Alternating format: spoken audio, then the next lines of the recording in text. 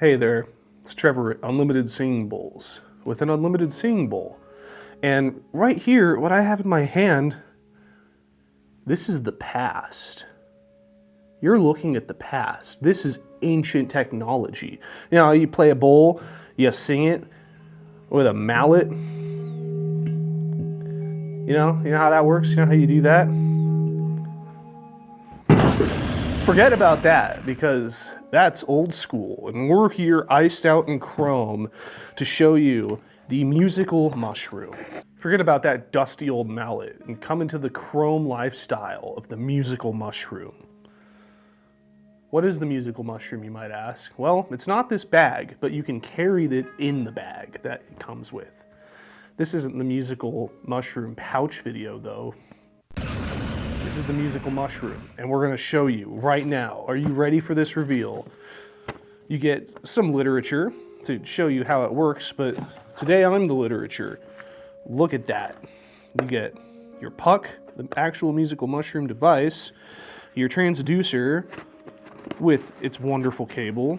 You get USB-C for charging, a little power brick, just in case you don't have one, and the reflectors. I'm gonna just lay all this out on the table. Here is your transducer, an extra transducer in case yours gets muddy. And here is the device. Ta-da! It looks like this. This is what it looks like. And as you can see, it's got buttons on it. So first thing we're gonna do is get all the covers off. You grip this and kind of wiggle that off. Now here is your transducer with what seems to be a very thick jelly command strip and a little piece of plastic that we put over it to keep it from sticking to things that it shouldn't. And this is going to go on the inside or outside of your bowl depending on how you want to play it. So this 4-prong connector connects right here. Once that's in there, this thing is ready to go. So for now, I'm gonna set everything I don't immediately need to the side. This will come in handy later. This is to reflect the laser off of your hand, which we honestly were able to reflect it just with our bare hands, but some buildings and ceilings react differently to the laser, so it's more guaranteed to work with this. So what I'm gonna do is take this transducer in one hand, the mushroom in the other, and where you stick this does kind of matter. I stuck it a little higher than mid-center once, and that didn't really work as well as I wanted it to, but putting it just a little bit lower yielded better results, about right here. Just get a nice amount of pressure on there. And that's stuck on there. It's not gonna go anywhere. Now, this is where it gets fun. I'm gonna turn this on with the little on switch here. As you could guess, the switch turns it on about right now. The order of operations for the menu, which you navigate just by hitting menu and then change values by using select. Option 1, select LED color. Number 2, select LED animation. You can make it pulsate or kind of flicker. Now, this is the most important step, is the calibration of the bowl. And the good news is it just kind of does it itself. You just have to hit select while it's on the calibration mode, and it'll calibrate. It'll find whatever overtones your bowl has and save it.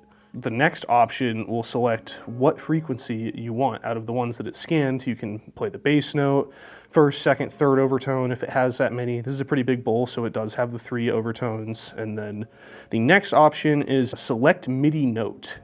Now this is going to be, if not a separate video, it'll be a pretty lengthy chunk at the end of this video to show how that works, but it does work. We did it. We hooked this bowl up to a keyboard and added an arpeggiator to it. It was kind of funny. And then there's unit info, which will just read the settings for what you have set. So now we're gonna go ahead and set that.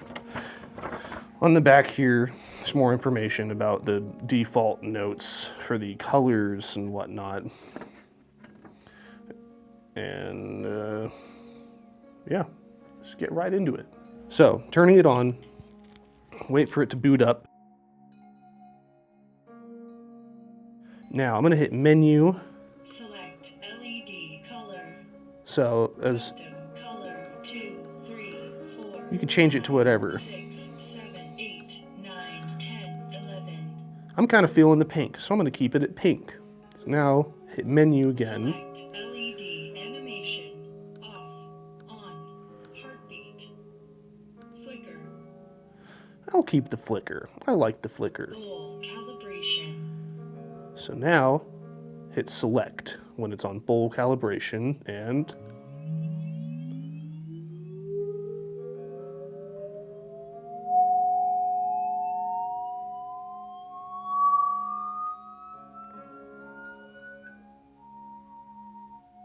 bowl calibration completed, bowl resonant frequency at 158.8 Hertz, D sharp note orange, configuration saved. that's what I always say, magic musical mushroom. So now the bowl's calibrated.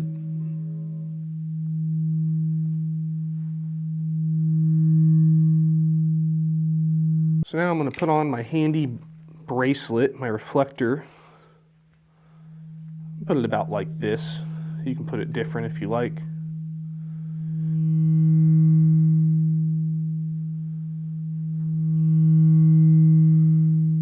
You can set it to sustain by waving your hand.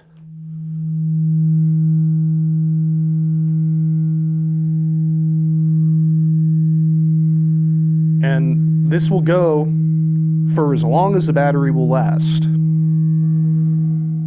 Break the stream to stop it. Now this is just one of 4 notes that this bowl can do. We'll go back to the the menu after the bowl calibration to select the frequency. Select LED bowl calibration. So it's right after this one. Select bowl resonant frequency Let's go higher. 403.5 Hertz. Save.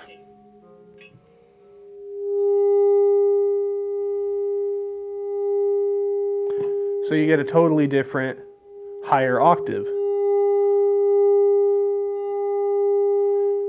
So that's a whole nother note. We can go higher though. Select bowl resonant frequency 729.6 Hertz.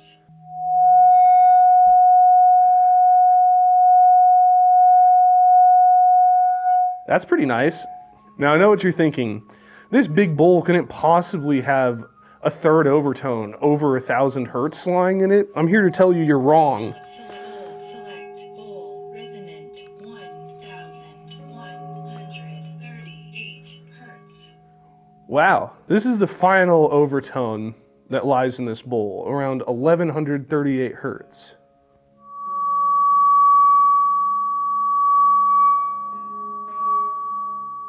So now I've got this set back to its fundamental. Exit. A nice soothing tone.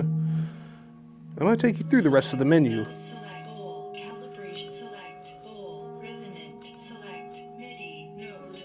So this is the point where we'll come in with the MIDI computer. Unit info. Select LED color. That's it. That's how you assemble it. As I said, you can put this on the outside of your bowl if you'd like. Hook it up to a piano, which we're going to show you in just a little bit. But this is just the basic rundown of how most people are going to be using this, unless you have a lot of miscellaneous MIDI keyboard equipment lying around. And that's all there really is to it. Turns out mounting a transducer onto a crystal singing bowl is actually pretty simple when the transducer does an automatic frequency sweep and it just finds the tuning for you. That's pretty cool. I didn't know something like this existed, and now I'm an expert in it. Join me in the next part of this video where we hook this up to a MacBook and a MIDI computer and we play with some modulation. Thank you. Whoa, I'm not Trevor, I'm Matt, and I'm here to show you how MIDI works on the musical mushroom. So here we have the musical mushroom in the bowl, and then we have it plugged in to my laptop here, and we have a little MIDI keyboard. Very fun. And you can do this in any DAW DAW, digital audio workstation. I'm using Ableton, but you could use GarageBand, which is free. You could use whatever. And I have the MIDI keyboard as the MIDI in right here, and then the musical mushroom as the MIDI out. So now when I press this C, look at that. It plays the bowl. Isn't that so fun? Who needs a mallet when you can do this? Really great. And now we can do fun things like put an arpeggiator on it that I have right here. And now when I press this, no way. It's pulsating. And we can make it go faster and faster and even faster. And we can slow it down.